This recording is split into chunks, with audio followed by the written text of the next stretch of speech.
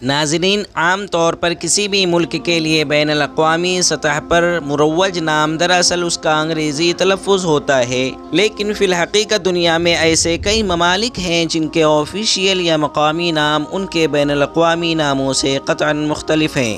ایسے ہی کچھ ممالک ہیں جن کے بارے میں بتانے جا رہا ہوں۔ نمبر 1، جرمنی۔ ناظرین، جرمنی کا آفیشیل اور مقامی نام ڈیوچ لینڈ ہے، جس کا مطلب ہے عوام کی سرزمین۔ تو جرمنی کا لفظ آیا کہاں سے؟ جب قدیم رومی لوگ پہل جرمنی پہنچے تو انہوں نے یہاں کے لوگوں کو گرمانی یعنی جنگل کے رہائشی کا نام دے دیا، جو کہ آگے چل کر انگلش میں جرمنی بن گیا۔ نمبر 2، یونان، جس کو گریس بھی کہا جاتا ہے۔ یونان یا گریس کا مقامی اور سرکاری نام ہیلاز ہے۔ یہ نام قدیم یونان کی سلطنت پارتھیا کے بادشاہ ہیلن کے نام سے اخذ کیا گیا ہے، جسے یونانی قوم کا جد اعلیٰ کہا جاتا ہے۔ تو گریس کا لفظ آیا کہاں سے؟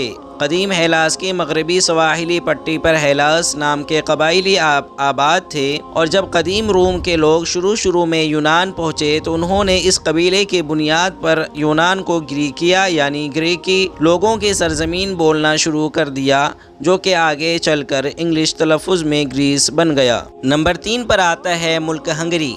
یورپ کے ملک ہنگری کا مقام اور سرکاری نام ماگیارورزیگ ہے، جس کا مطلب ہے ماگیارن نسل لوگوں کی سرزمین۔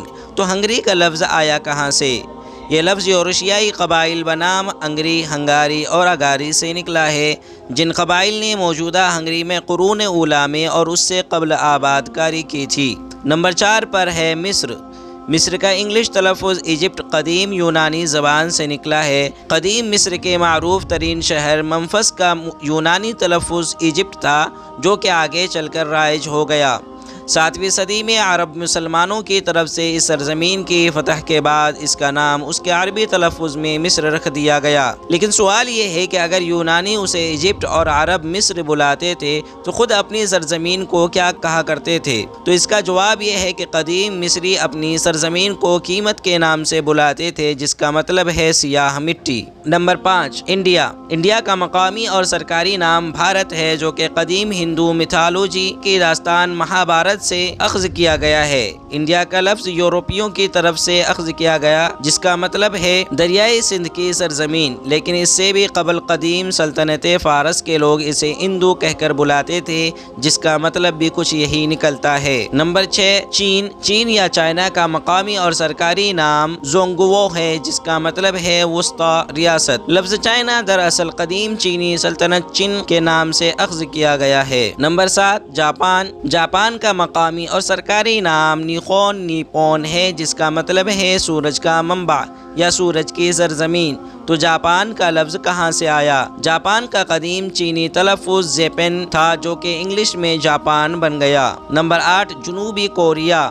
جنوبی کوریا کا مقامی اور سرکاری نام ہنگوک ہے، جس کا مطلب ہے ہن کی سرزمین، لیکن یاد رہے قدیم چین کے ہن اور قدیم کوریا کے ہن الگ الگ اقوام تھی۔ لفظ کوریا قدیم سلطنت کوریو سے نکلا ہے۔ نمبر 9، شمالی کوریا۔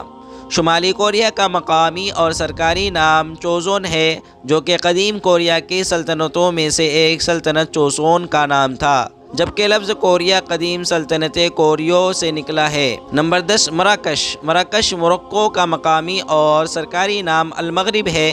یہ نام دراصل افریقہ کے ریجن بنام مغرب سے اخذ کیا گیا ہے، جو کہ بحیرہ میڈیٹرینین کے کنارے واقع افریقی ممالک کے مجموعے کا نام ہے، جس میں الجزائر، لیبیا، مراکش، موریتانیہ اور تیونس شامل ہیں۔